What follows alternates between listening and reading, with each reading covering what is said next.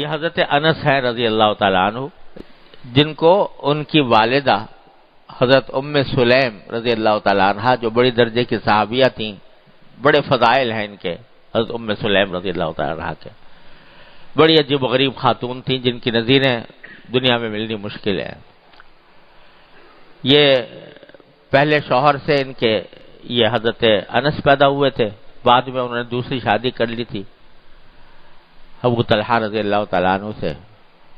اور یہ حضرت انس انہی کے پاس رہتے تھے، بچے تھے، کم عمر تھے۔ تو ان کی والدہ حضرت ام سلیم رضی اللہ تعالیٰ عنہ ایک دن حضرت انس کو حضور اقدس صلی اللہ علیہ وسلم کی خدمت میں لے گئیں اور یہ کہا کہ یا رسول اللہ، میری دل میں ایک تمنا ہے، ایک حاجت ہے، ایک ضرورت ہے، اگر آپ پوری فرما دیں تو میرے لیے بڑی سعادت ہوگی۔ حضور اقدس صلی اللہ علیہ وسلم نے پوچھا کہ کیا بات ہے؟ تو کہا کہ یہ میرا بچہ ہے، اس وقت بالغ بھی نہیں تھے، یہ چھوٹا سا بچہ ہے میرا، تو یہ میں چاہتی ہوں کہ آپ کی خدمت کریں، آپ کی خدمت میں رہیں، آپ اس کو بطور خادم کے قبول فرما لیجیے۔ نبی کریم صلی اللہ علیہ وسلم نے قبول فرما لیا، چنانچہ یہ حضور اقدس صلی اللہ علیہ وسلم کے خادم کے طور پر مشہور تھے۔ اسی مجلس میں حضرت انس جو بچے تھے یہ والدہ لے کر آئی تھی، اسی مجلس میں انہوں نے یہ بھی دعا کی کہ یا رسول اللہ، اس کے لیے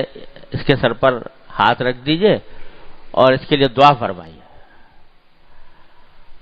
تو نبی کریم صلی اللہ علیہ وسلم نے شفقت سے دعا فرمائی اور دعا یہ فرمائی، یا اللہ اس کے مال میں بھی برکت عطا فرما، اس کے اولاد میں بھی برکت عطا فرما، یہ دعا فرمائی، یا اللہ اس کے مال میں اور اولاد میں، اور جہاں تک یاد ہے عمر کی بھی دعا فرمائی تھی کہ عمر میں برکت عطا فرما۔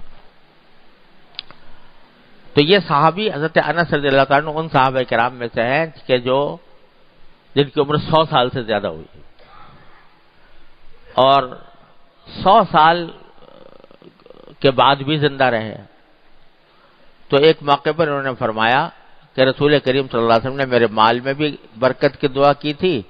اور میری اولاد میں بھی برکت کی دعا کی تھی۔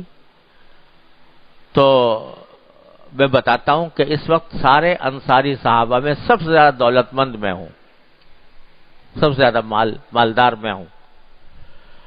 اور جہاں تک اولاد کا تعلق ہے تو اولاد کا معاملہ یہ ہے کہ جب حجاج جس سال بصرہ میں آئے تھے اس وقت میری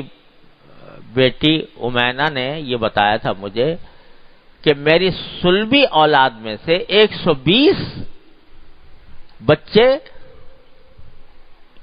قبر میں جا چکے تھے، میں دفن ہو چکے تھے، 120 بچے میری صلبی اولاد میں جا چکے تھے، اتنی اولاد اللہ تعالیٰ نے ان کو عطا فرمائی۔ تو یہ اپنا واقعہ بیان فرما رہے ہیں حضرت انس رضی اللہ تعالیٰ عنہ کہ میں رسول کریم صلی اللہ علیہ وسلم کی خدمت کرتا تھا، بھیجا ہی تھا ماں نے اس کام کے لیے کہ حضور کے خادم بنے، تو آپ نے فرمایا کہ فلاں کام کے لیے جاؤ۔ تو جیسے بچے ہوتے ہیں نا بے پرواہی میں، جیسے اپنے مذاق میں بات کر دیتے، اسی طریقے سے انہوں نے بے پرواہی میں مذاق میں کہا نہیں میں نہیں جاؤں گا، حالانکہ دل میں ارادہ تھا کہ جاؤں گا، لیکن مذاق میں ایسے کہہ دیا، بچے تو تھے ہی، منہ پہ آ گیا، لیکن دل میں ارادہ جانے کا، اور یہ سوچ کے نکل گیا۔ باہر کچھ بچے کھیل رہے تھے تو بچے تو تھے ہی، اس میں کھیل میں کہیں لگ گئے۔ نبی کریم صلی اللہ علیہ وسلم پیچھے سے تشریف لائے تو فرماتے ہیں میرے بال پیچھے سے پکڑے اور کہا کہ حدیث میں الفاظ آتے ہیں 19 کہہ کر، یا 19 انس تو ان کا نام تھا، اور اس کی تصغیر کر کے محبت سے اس کو 19 کہا، اے 19 جس کام کے لیے میں نے تم سے کہا تھا تم گئے نہیں، تو میں نے پیچھے مڑ کے دیکھا تو آپ مسکرا رہے تھے، یعنی کوئی تنبیہ نہیں فرمائی، کوئی غصہ نہیں کیا، کوئی سزا نہیں دی، بلکہ مسکرا رہے تھے۔ اور پوچھا کیوں تم وہاں پر گئے نہیں؟ تو میں نے کہا یا رسول اللہ اب جاؤں گا۔ یہ بتلا رہے حضرت انس رضی اللہ تعالیٰ عنہ کہ اپنے خدام کے ساتھ بھی نبی کریم سرور عالم صلی اللہ علیہ وسلم کا معاملہ کیسا تھا۔ چنانچہ فرماتے ہیں، حضرت انس فرماتے ہیں کہ میں نے رسول اللہ صلی اللہ علیہ وسلم کی خدمت اس وقت سے کی جبکہ میں 8 برس کا تھا، عمر 8 سال تھی۔ میں نے آپ کی خدمت 10 برس تک کی۔ آپ نے کسی بات پر جو میرے ہاتھ سے ہوئی ہو مجھے کبھی ملامت نہیں کی۔ اگر اہل بیت میں سے کسی نے بھی ملامت کی تو آپ نے فرمایا اس کو چھوڑ دو، اگر کوئی بات تقدیر میں ہوتی ہے تو وہ ہو کر رہتی ہے، یعنی اگر مجھ سے کوئی غلطی ہو گئی تو دوسرے لوگ بھی، گھر والے بعض اوقات کہ تم نے یہ کوئی برتن توڑ دیا، کوئی اور ایسی غلطی ہو گئی جس سے کوئی نقصان ہو گیا، تو دوسرے گھر والے تو مجھے ملامت کرتے تھے، لیکن نبی کریم صلی اللہ علیہ وسلم ملامت نہیں فرماتے تھے، بلکہ دوسرے گھر والوں سے بھی کہتے تھے کہ ارے بھائی چھوڑو بھی، جو بات مقدر میں ہوتی ہے وہ ہو کر رہتی ہے، لہذا ملامت کرنے سے کیا فائدہ۔ اور دوسری روایت میں یہ بھی آتا ہے کہ آپ نے 10 سال کی مدت میں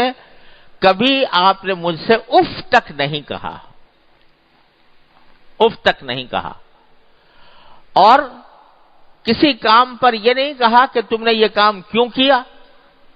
اور کسی کام پر یہ نہیں کہا کہ یہ کام تم نے کیوں نہیں کیا۔ یہ ہے سرکار دو عالم صلی اللہ علیہ وسلم کی سنت اپنے ملازموں کے ساتھ، اپنے خادموں کے ساتھ۔ تو بھائی میں یہ عرض کیا کرتا ہوں کہ بعض جو ظاہری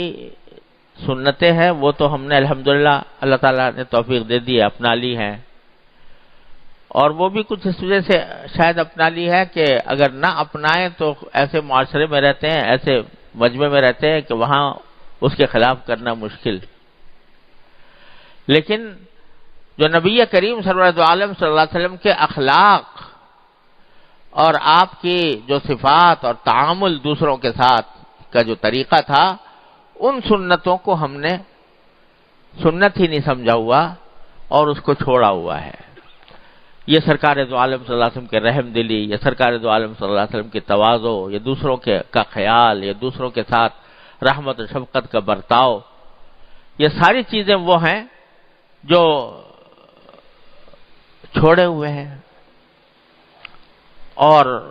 اس کا نتیجہ یہ ہے کہ سنت کی برکات سے محرومی ہو رہی ہے، دور ہوتے چلے جا رہے ہیں۔ جب بات دراصل یہ ہے کہ جب اللہ جل جلالہ کے ساتھ تعلق مضبوط ہو جاتا ہے تو پھر اللہ کی مخلوق کے ساتھ بھی آدمی، اللہ کے مخلوق کے ساتھ بھی انسان کا برتاؤ محبت کا برتاؤ ہوتا ہے۔ وہ ساری مخلوق کو اللہ کی مخلوق سمجھ کر یہ سمجھتا ہے کہ میرے اللہ سے اس کا رشتہ ہے، تو لہذا جب اللہ مجھے محبوب ہے تو اللہ کی یہ مخلوق بھی مجھے محبوب ہے۔ میرے حضرت عارفی قدس اللہ تعالیٰ سرہ فرمایا کرتے تھے کہ اللہ جل جلالہ سے محبت کی علامتوں میں سے ایک علامت یہ ہے کہ اللہ کی مخلوق کے ساتھ محبت ہو، کیونکہ الخلق عیال اللہ کہا گیا ہے، جو ساری مخلوق ہے وہ اللہ کی پیدا کی ہوئی ہے، اللہ تبارک و تعالیٰ کی پیدا کی ہوئی ہے، تو جس طرح تم اللہ کی مخلوق ہو اسی طرح وہ بھی اللہ کی مخلوق ہے۔ اگر اللہ سے محبت ہے، اللہ تبارک و تعالیٰ کے ساتھ تعلق ہے، تو اللہ کی مخلوق کے ساتھ بھی محبت ہونی چاہیے، اللہ تعالیٰ کی مخلوق کے ساتھ بھی تعلق ہونا چاہیے، ہر ایک کی خیرخواہی ہونی چاہیے۔